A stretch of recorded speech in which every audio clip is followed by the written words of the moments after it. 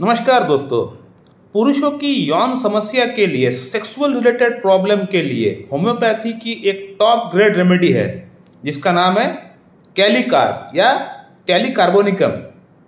ये एक बहुत ही बढ़िया मेडिसिन है जिन लोगों को सेक्सुअल प्रॉब्लम है, जिन लोगों को इरेक्टाइल डिस्फंक्शन का प्रॉब्लम है, जिन लोगों में टाइमिंग की प्रॉब्लम है, जिन लोगों में इच्छा नहीं होता है। तो इन सभी प्रॉब्लम्स के अंदर, सभी सेक्सुअल रिलेटेड इश्यूज के अंदर इस मेडिसिन का हम लोग बखूबी से इस्तेमाल कर सकते हैं। लेकिन ये एक बहुत ही बड़ी पॉलीक्रस्ट रेमेडी है, तो इस मेडिसिन को इस्तेमाल करने के लिए कुछ साइन एंड सिम्टम्स पेशेंट का अंदर दरकार पड़ेगा। बिना साइन एंड सिम्टम्स का इस मेडिसिन को आप इस्तेमाल नहीं कर पाएंगे अपना पेशेंट का अंदर, और वो काम भी नहीं करेगा, और हो सकता है कोई साइड इफेक्ट भी कर जाए अगर बेमतलब का अगर आप लेंगे तो इस मेडिसिन का साइन एंड सिम्टम्स क्या है ये जानना बहुत ही जरूरी है। तो आज हम लोग इस वीडियो में कैलीकार्ब के ऊपर बात करेंगे। एक केस वीडियो के माध्यम से आप लोग को यह समझाएंगे कि कैसे हम लोग कैलीकार्ब का हम लोग प्रिस्क्रिप्शन कर सकते हैं पेशेंट का अंदर, और यौन समस्या क्या कोई और समस्या भी अगर होता है तो इसी प्रोसेस के अंदर इस तरह से केस टेकिंग करके हम लोग पेशेंट का प्रॉब्लम को ठीक कर सकते हैं। कैलीकार्ब एक बहुत बड़ी रेमेडी है, सिर्फ यौन समस्या में काम में आती है ऐसा नहीं, अनेकों प्रॉब्लम के भीतर ये मेडिसिन काम में आ सकता है। लेकिन मेरे पास जो पेशेंट आया हुआ था उनको यौन समस्या था, इरेक्टाइल डिस्फंक्शन का प्रॉब्लम था, तो मैं जो केस बनाऊंगा, जो केस वीडियो जो बनने वाला है ये यौन समस्या का ऊपर ही होने वाला है। ये जो अभी आप लोग पेशेंट का स्क्रीनशॉट देख रहे हैं, इस पेशेंट को आज से 2 महीना पहले हमने कैलीकार्ब प्रिस्क्राइब किया था, फर्स्ट टाइम कैलीकार्ब 0/1, 2, 3, 4। इससे हुआ ये कि पेशेंट का अंदर इरेक्टाइल डिस्फंक्शन में तो इंप्रूवमेंट हुआ ही हुआ है, लेकिन इरेक्टाइल डिस्फंक्शन की प्रॉब्लम को छोड़कर भी बाकी कुछ अलग अलग और समस्याएं भी थी पेशेंट को, उसमें भी फर्क पड़ गया है। ऐसा इसलिए हुआ है क्योंकि पेशेंट का हम कॉन्स्टिट्यूशनल ट्रीटमेंट किए हैं, और कॉन्स्टिट्यूशनल ट्रीटमेंट करने से ही पेशेंट को आइडियल क्योर मिल सकता है। तो अब बात करते हैं कि इस पेशेंट को कैलीकार्ब ही क्यों प्रिस्क्राइब किया गया है। क्योंकि ये पेशेंट मेरे पास आने से पहले कम से कम ½ दर्जन होम्योपैथिक डॉक्टर के पास से ऑलरेडी होकर आए हैं, उसमें से 2 बड़े डॉक्टर यूट्यूब के, लेकिन किसी ने भी इनको कैलीकार्ब प्रिस्क्राइब नहीं किया। मैं तो ताज्जुब हो चुका हूं कि पेशेंट का जो सिम्टम्स है वो पूरी की पूरी डिमांड कर रहा है कैलीकार्ब, लेकिन डॉक्टर्स प्रिस्क्राइब कर रहे हैं लाइकोपोडियम, स्टापेसेग्रिया, बराइटा कार्ब। अरे लाइकोपोडियम का क्या सिम्टम है पेशेंट का अंदर? सिर्फ थोड़ा स्वीट की क्रेविंग है, थोड़ा हॉट फूड खाना पसंद करता है, बाकी और कोई सिम्टम नहीं है। पेशेंट को दिया गया लाइकोपोडियम, लाइकोपोडियम से कोई फायदा नहीं हुआ। 1M, 10M, CM, आप MM भी दे देंगे, पेशेंट को कोई फायदा नहीं होगा लाइकोपोडियम से। लाइकोपोडियम का पेशेंट है ही नहीं तो कैसे फायदा होगा? बराइटा कार्ब आप लोग इस पेशेंट को दिए, बराइटा कार्ब का क्या सिम्टम है पेशेंट का अंदर?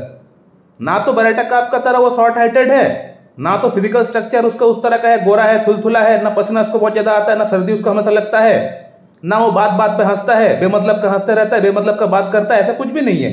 ब्रिलियंट पेशेंट है, ओबीडिएंट पेशेंट है, लॉजिक में बात करता है। तो बराइटा कार्ब आप लोग दे दिए। बराइटा कार्ब का कुछ भी नहीं है पेशेंट का अंदर, ना लाइकोपोडियम के कुछ खास सिम्टम है। तो इस तरह से मेडिसिन प्रिस्क्राइब करेंगे और आप लोग एक्सपेक्ट करेंगे कि पेशेंट का प्रॉब्लम ठीक हो जाएगा, तो नहीं होने वाला। इससे क्या होता है, होम्योपैथी बीच से बदनाम हो जाता है। आप लोग का नाम तो बदनाम होता ही है, चलिए उससे कोई मतलब नहीं है, लेकिन होम्योपैथी बीच से बदनाम हो जाता है। जो लोग अच्छा काम कर रहा है उन लोगों के पास ये पेशेंट आता है तो फिर वो लोग सवाल करते हैं कि डॉक्टर साहब होम्योपैथी में हम लोग ऑलरेडी बहुत जगह ट्रीटमेंट किए हैं, आपके पास ट्रीटमेंट करा रहे, फायदा होगा ना? तो ये सवाल का हम लोग आंसर हम लोग को देना पड़ता है, फेस करना पड़ता है। जो लोग जेन्युइन प्रैक्टिशनर्स है, जो लोग सही तरह से प्रैक्टिस करते हैं, उन लोगों को यह सवाल फिर फेस करना पड़ जाता है। अब बात करते हैं कि पेशेंट को कैलीकार्ब ही क्यों प्रिस्क्राइब किया गया है। दोस्तों, कैलीकार्ब का जो मेन स्ट्राइकिंग सिम्टम जो मुझे लगा वो था एक टाइम मोडालिटी। टाइम मोडालिटी का मतलब यानी रात को 2 से 3 बजे के अंदर इस पेशेंट का कमर में दर्द होना स्टार्ट हो जाता है। ये एक टाइम मोडालिटी है, एक फिक्स्ड टाइम में ही ये कमर में दर्द इनका स्टार्ट होता है, और वो रात को 2 से 3 बजे के बीच में होता है। तो जैसे ही मैंने देख लिया, सुन लिया कि 2 से 3 बजे के बीच में रात को कोई प्रॉब्लम बढ़ता है, 2 से 3 मतलब कैली ग्रुप की जो मेडिसिन होती है इसका प्रॉब्लम में वृद्धि रात को होता है। कैलीकार्ब, कैलीफॉस, कैलीआयोड, जितने भी कैली ग्रुप की मेडिसिन होती है इनका प्रॉब्लम रात को बढ़ता है, रात 2 से 3 का बीच में, कैलीसल्फ भी इसमें इंक्लूड है। तो जितने भी कैली ग्रुप की मेडिसिन होती है इनका प्रॉब्लम रात में एग्रावेशन होता है। तो ये एक स्ट्राइकिंग सिम्टम मेरे दिमाग में पहले ही आ गया, लेकिन कैलिकार्ब भी देना है, यहाँ पे मैं फिक्स नहीं हुआ हूँ। जस्ट मैंने सोच कर रखा कि हाँ कैलिकार्ब एक मेडिसिन यहाँ पे जरूर आ सकता है। साथ में कमर दर्द के लिए, और वहाँ पे अगर स्टिचिंग सुई चुभने लगे अगर दर्द होता है तो कैलिकार्ब एक अच्छा रेमेडी हम लोग सोच सकते हैं। साथ में दिमाग में एक चीज हमेशा रखिएगा कि अगर आप कोई पेशेंट का अंदर केली ग्रुप की कोई मेडिसिन अगर प्रिस्क्राइब करना चाह रहे हैं, टाइम मोडालिटीज अगर रात का एग्रावेशन अगर आपका पेशेंट का अंदर मैच हो रहा है, इसी के साथ दो चीज अगर आपको मिल जाता है पेशेंट का अंदर, एक नंबर वीकनेस, कमजोरी, थकावट, क्योंकि केली ग्रुप की जो मेडिसिन होती है उन सभी मेडिसिन के अंदर वीकनेस, कमजोरी, थकावट बड़ा प्रोमिनेंट है। तो एक नंबर पॉइंट ये हो गया। दूसरा पॉइंट है पसीना, स्वेटिंग। बिना स्वेटिंग का, बिना पसीना का केली ग्रुप की मेडिसिन के बारे में आप सोच ही नहीं सकते। तो वीकनेस, कमजोरी, थकावट एक नंबर, दूसरा हो गया पसीना। ये दो प्रोमिनेंट सिम्टम पेशेंट का अंदर मैच होना ही चाहिए, तभी आप केली ग्रुप की मेडिसिन आप प्रिस्क्राइब कर पाएंगे, जो कि मेरा पेशेंट के साथ मैच कर रहा था। और जो थर्ड सिम्टम था वो अभी का सिम्टम नहीं है पेशेंट का, वो आज से 20 साल पहले का सिम्टम है, यानी पास्ट हिस्ट्री है पेशेंट का खुद का। तो पेशेंट को उस समय अस्थमा की प्रॉब्लम थी जब पेशेंट का उम्र ओनली 7 ईयर्स था। तो जैसे मैंने देखा अस्थमा का प्रॉब्लम, तो पेशेंट को मैंने पूछा कि आपको अस्थमा का प्रॉब्लम कब बढ़ता था, तो पेशेंट ने बताया कि हाँ डॉक्टर साहब मुझे अभी भी याद है, वही रात को 2 से 3 बजे के बीच में मुझे प्रॉब्लम भी, अस्थमा का प्रॉब्लम भी बढ़ता था। तो मैं फिर से यहाँ पे रिकन्फर्म हो गया कि कैलिकार्ब भी आ रहा है, यानी बचपन से ही बाय बर्थ ये पेशेंट कैलिकार्ब का है। तो इस पेशेंट को कैलिकार्ब दिए बगैर ये पेशेंट कैसे ठीक हो पाएगा। और कैलिकार्ब अस्थमा के लिए टॉप ग्रेड मेडिसिन है होम्योपैथी में, लेकिन सिम्टम्स मैच होना चाहिए। और एक चीज यहाँ पे ये था कि पेशेंट जब भी सेक्स करता है, यानी जिस दिन सेक्स करता है, सेक्स करने के बाद उनका माथे में दर्द चालू हो जाता है, यानी आफ्टर कॉशन हेडेक बिगिंस। माथे में दर्द शुरू हो जाता है कब? सेक्स के बाद। तो ये भी कैलिकार्ब को दर्शाता है। कैलिकार्ब जो मेडिसिन है, आफ्टर कॉशन अगर कोई प्रॉब्लम होता है, कोई प्रॉब्लम में वृद्धि होता है, तो कैलिकार्ब के बारे में हम लोग सोचते हैं। मैं आप लोग केंट रिपर्टरी में दिखाऊंगा कि आफ्टर कॉशन की कौन कौन से मेडिसिन के बारे में हम लोग सोच सकते हैं। और रात को 2 से 3 बजे के बीच में जो हम लोग एग्रावेशन की बात की थी, वहां भी कैलिकार्ब है कि नहीं, मैं आप लोग को दिखाऊंगा। तो चलिए पहले देख लेते हैं कि कॉशन आफ्टर, यानी सेक्स के बाद प्रॉब्लम में वृद्धि कौन कौन से मेडिसिन का अंदर पाया जाता है। कैलिकार्ब वहां पे हमारा मेडिसिन है या नहीं, देखते हैं। चलिए, तो ये देखिए मैं आप लोगों के लिए केंट रेपर्टरी जनरलिटीज खोल कर रखा हूं। Question during and question after. Question मतलब सेक्स के दौरान, सेक्स के बाद। सेक्स के दौरान अगर कोई प्रॉब्लम वृद्धि होता है तो कौन कौन सी मेडिसिन के बारे में हम लोग देख सकते हैं। यहाँ पे एनाकार्डियम है, एसोफियाटिडा है, बेराइटाकार्ब है, कैलाइडियम है, ग्राफाइटिस है, आपका कैलिकार्ब भी है, लाइकोपोडियम है, पल्सटिला है, साइलेशिया है, सीपिया है, थुजा है। ये आपका सेक्स के ड्यूरिंग यानी सेक्स के दौरान अगर कोई प्रॉब्लम होता है तो इन मेडिसिन के बारे में हम लोग सोच सकते हैं। यहाँ कैलिकार्ब भी यहाँ पे दिया गया है। और सेक्स के बाद यानी आफ्टर अगर कोई प्रॉब्लम होता है तो यहाँ पे हम लोग देख सकते हैं एगारिकस है, कैलकेरिया कार्ब है, कैलिकार्ब है, कैलिफॉस है, सीपिया है, साइलेशिया है।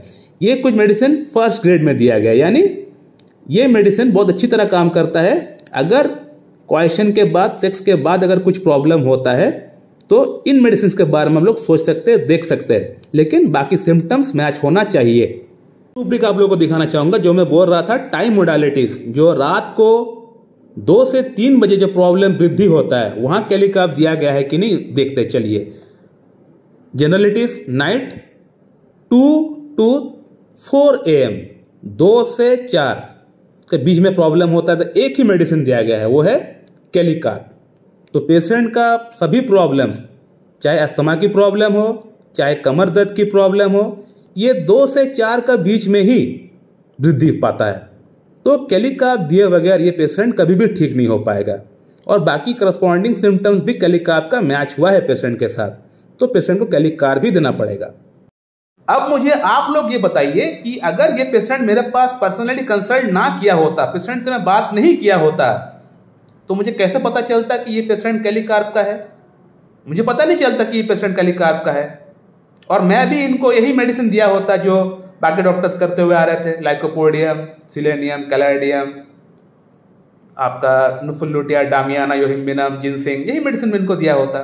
इससे पेशेंट का प्रॉब्लम ठीक नहीं होता, क्योंकि ऑलरेडी वो खा के आ चुके हैं। मैं भी उनको वही मेडिसिन देता, तो एट लास्ट क्या होता, इस पेशेंट का अंदर होम्योपैथी को लेके भरोसा पूरी तरह खत्म हो जाता। इनका अंदर होम्योपैथी को लेके कोई भी ट्रस्ट नहीं रहता और बाद में ये बोलते कि होम्योपैथी बेकार है। बिल्कुल इनका बोलना वाजिब है, मैं इनका कहना बिल्कुल भी गलत नहीं मानूंगा, क्योंकि पेशेंट इतने जगहों से ट्रीटमेंट किए हैं, इतना पैसा बर्बाद किए हैं, फिर भी अगर पेशेंट को हम लोग ठीक नहीं कर पाए तो पेशेंट का बोलना बिल्कुल वाजिब है। पेशेंट बोलेगा, इसमें हम लोग कुछ नहीं कर सकते हैं, क्योंकि हम ही लोग पेशेंट को ठीक नहीं कर पाए तो कैसे हम लोग पेशेंट को बोलेंगे कि आप गलत बोल रहे हैं। तो इस पेशेंट को कैलिकार्प प्रिस्क्राइब किया गया था 0/1, 2, 3, 4, इस बार 5, 6, 7, 8 देंगे। पेशेंट का अंदर 1-2 सिम्टम और था, बताना थोड़ा जरूरी है, मैं बोल देता हूँ। पेशेंट का अंदर स्वीट का क्रेविंग था, यानी स्वीट खाने का क्रेविंग बहुत ज़्यादा था, और कैलिकार्प का पेशेंट का अंदर स्वीट की क्रेविंग बहुत ज़्यादा होता है, जैसे लाइकोपोडियम, अर्जेंटम नाइट्रिकम, सल्फर। कैलिकार्प का अंदर भी स्वीट का क्रेविंग होता है। सो माय डियर फ्रेंड, इस वीडियो को मैं यहीं पे एंड करता हूँ। नेक्स्ट वीडियो में मैं कैलिकार्प का डोज कैसा रहेगा इन जनरल वो मैं बताऊंगा आप लोगों को, कौन सा पोटेंसी में इसको लेके आना है, कैसे रिपीट करना है, मैं इन जनरल में आप लोगों को बता दूंगा। So thank you very much and have a good day.